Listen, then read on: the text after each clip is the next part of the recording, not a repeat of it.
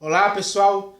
Nós sabemos pelas Escrituras que está escrito que nós esperamos, segundo a sua promessa, novos céus e nova terra, nos quais habita a justiça.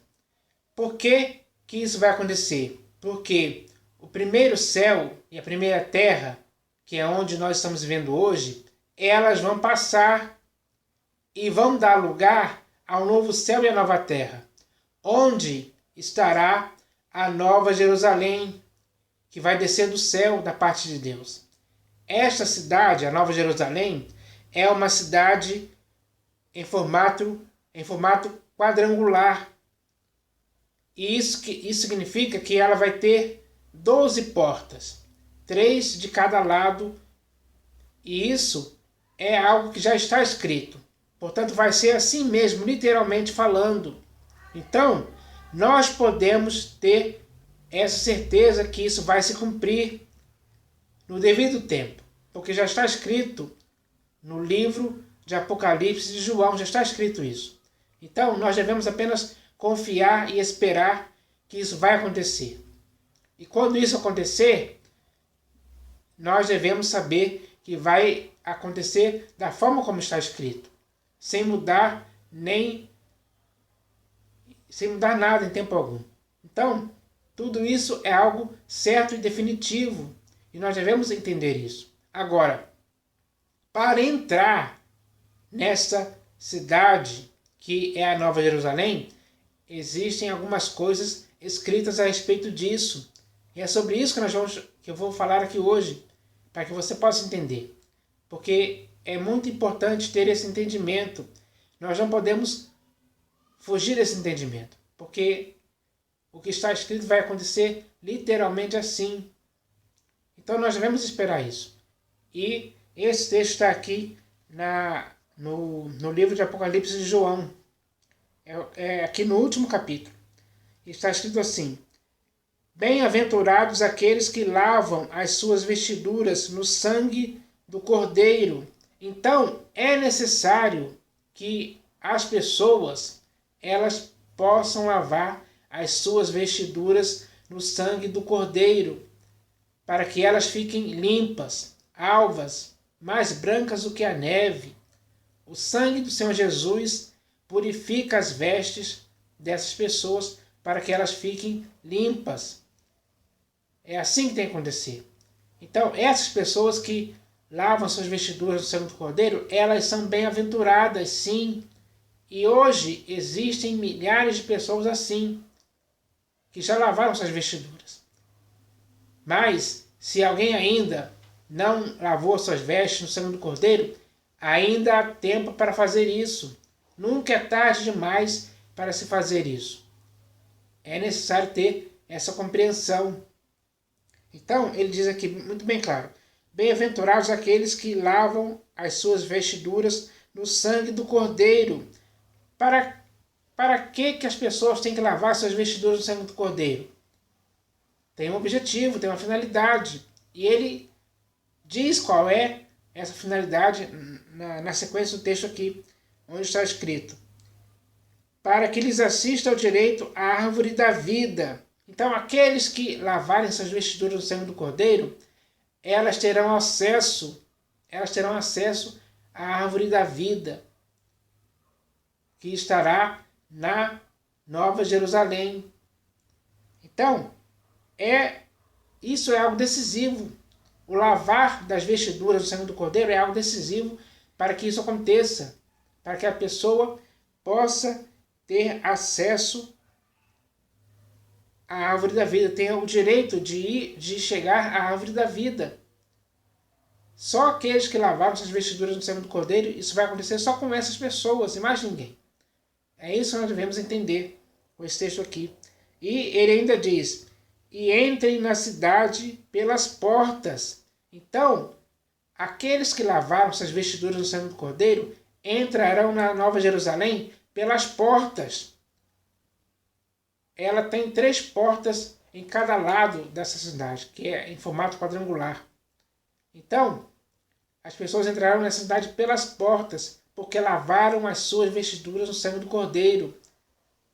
Então, o lavar das vestiduras do sangue do Cordeiro faz com que as pessoas tenham acesso à árvore da vida e entrem na cidade pelas portas. Só poderão entrar pelas portas e por nenhum outro lugar. Nenhum lugar mesmo. Então, ele prossegue dizendo assim: fora ficam os cães, fora da Nova Jerusalém, do novo céu e da nova terra, sem ter direito à árvore da vida, sem conseguir entrar na cidade pelas portas. Algumas pessoas ficaram de fora. E ele enumera aqui algumas pessoas que ficaram de fora. Ele começa dizendo: fora ficam os cães. Os cães não são os cachorros que nós vemos aí, nós temos em casa como animais de estimação. Não são esses cachorros que ficaram de fora, não são esses cães. Os cães que ficaram de fora, pelo que está escrito, pelas escrituras nós podemos entender que os cães são pastores. Pastores, ou seja, pastores maus obreiros, pastores falsos, pastores que são cães gulosos, que infelizmente só se deixaram levar pela ganância do dinheiro. Eles deixaram de cuidar das pessoas para cuidar apenas da questão ambiciosa de ganhar dinheiro. Esses são os cães que esse texto está se referindo, que ficarão de fora da Nova Jerusalém. Não importa se eles são pastores, bispos ou apóstolos. Ficarão de fora sim, se forem esses cães que infelizmente só se preocuparam com coisas terrenas, se envolveram demais nos negócios dessa vida, se deixaram levar por essa loucura de querer ficar ricos, de adquirir riquezas, de usar a boa fé das pessoas para adquirir riquezas. Esses são os cães gulosos, do qual Isaías, no livro do profeta Isaías, fala sobre eles. Ou melhor, Deus falando pela boca de Isaías, já falou naquela época sobre esses cães gulosos, que ficarão de fora. E ele prossegue dizendo: fora ficam os feiticeiros também. Os feiticeiros ficarão de fora. Aqueles que praticam magia, bruxaria, para prejudicar alguém ou alguma coisa. Esses que lançam encantamentos contra alguém, esses ficarão de fora, os feiticeiros ficarão de fora. Isso é muito bem claro. E ele continua dizendo: fora ficam os impuros, as pessoas impuras que deixaram que o seu corpo, alma e espírito se contaminassem com coisas impuras, com pecados, abominações, iniquidades e várias outras coisas erradas que a perverteram, deixaram totalmente impura, com consciência impura. Essas pessoas que têm impureza em suas vidas, elas ficarão de fora. Porque as pessoas, muitas vezes, quando deixam as impurezas entrar em suas vidas, elas mantêm essas impurezas. Elas não se purificam delas, mas elas continuam praticando essas impurezas em suas vidas. Então esses impuros ficarão de fora da Nova Jerusalém. Fora ficam os assassinos. No mundo em que vivemos hoje, no século XXI, existem muitos assassinos. Existem muitas pessoas que matam por prazer, matam a vida humana, matam deliberadamente, matam por vingança, matam por dinheiro, assassinam órfãos e viúvas e várias pessoas sem nenhuma piedade, agem como assassinos, matando essas pessoas por crueldade. Esses assassinos, eles ficarão de fora também da Nova Jerusalém. E ele ainda diz mais: fora ficam os idólatras. Sim, os idólatras ficarão de fora da Nova Jerusalém. Porque os idólatras, infelizmente, estão adorando a criatura em lugar do Criador. Eles esculpem objetos feitos de madeira, de gesso, de metal, de ouro, enfim, esculpem dela, fazem uma imagem e se prostram diante delas, como se aquelas imagens estivessem no lugar de Deus. Assim elas adoram a criatura, muitos adoram a lua, muitas adoram outras pessoas famosas, que são seus ídolos.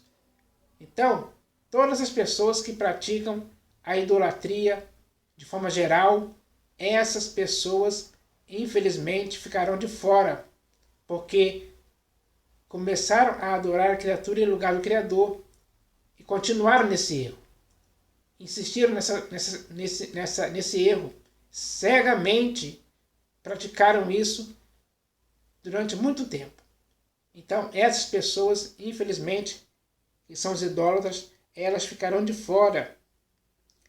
E no final ele termina dizendo: e todo aquele que ama e pratica a mentira ficará de fora da Nova Jerusalém.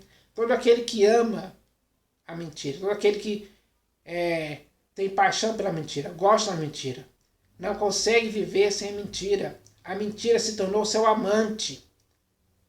Se essa pessoa ama a mentira, isso significa que ela odeia a verdade. A verdade não faz parte da sua vida, porque ela ama a mentira. E essa pessoa que ama a mentira ficará de fora da Nova Jerusalém, sim, é o que está escrito aqui. E não apenas aqueles que amam a mentira, mas aqueles também que praticam a mentira, esses ficarão de fora também. A prática da mentira é algo comum, normal, infelizmente hoje. Muitas pessoas mentem descaradamente, deliberadamente.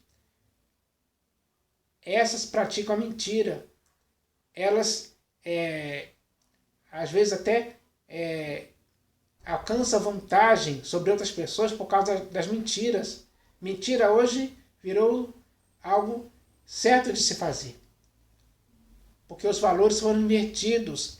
A mentira tomou lugar da verdade em muitas pessoas, e essas pessoas praticam a mentira diariamente. Então essas pessoas que amam e praticam a mentira também ficarão de fora da Nova Jerusalém. Então, isso significa que essas pessoas hoje, que fazem tudo isso que eu falei aqui, elas é algo definitivo? Não. A todas essas pessoas que praticam, como está escrito aqui, os cães, os feiticeiros, os impuros, os assassinos, os idólatras e todo aquele que ama e pratica mentira, para todas essas pessoas ainda existe a chance de arrependimento, de conversão. Ainda existe a oportunidade delas se arrependerem desses erros e crerem em Cristo Jesus e lavarem as suas vestiduras no sangue do Cordeiro. Ainda há tempo dessas pessoas fazerem isso. Mas talvez a maioria não queira. Enfim, não dá para saber. Porque a responsabilidade é de cada um. Cada um sabe de forma consciente o que deve fazer. E eu espero que algumas pessoas possam ainda fazerem isso, se purificarem, retornarem à sensatez, se purificarem desses erros, lavarem as suas vestiduras no sangue do Cordeiro, como muitos já fizeram. Essas pessoas podem fazer também. Então, mas se elas não quiserem, aí a responsabilidade é delas. A oportunidade foi dada. Então, é isso que eu queria falar aqui hoje, porque isso é algo que está escrito nas Escrituras e vai se cumprir assim. Então, eu espero que todos possam entender isso de forma clara, porque muitas pessoas ao longo da história realmente que praticaram essas coisas um dia se converteram, creram no Senhor Jesus e renunciaram a essas coisas todas, foram perdoadas. O sangue do Senhor Jesus lavou elas de todo esse pecado. E a consciência dela foi purificada de obras mortas, para que elas pudessem servir ao Deus vivo e verdadeiro. Mas, infelizmente, muitas pessoas também continuaram vivendo na teimosia de seus corações, na incredulidade, na ignorância, e continuaram praticando essas coisas pelas quais elas ficarão de fora da Nova Jerusalém. E não vão entrar na cidade pelas portas, nem por nenhum outro lugar. Então, essa é a realidade do que está escrito. Isso vai se cumprir literalmente. Então, eu espero que essa mensagem de hoje sirva para esclarecer sobre essa questão, que é muito séria e importante. Então, é necessário entender que lavar as suas vestiduras no sangue do Cordeiro é algo decisivo e algo muito importante e sério e sincero que alguém deveria fazer.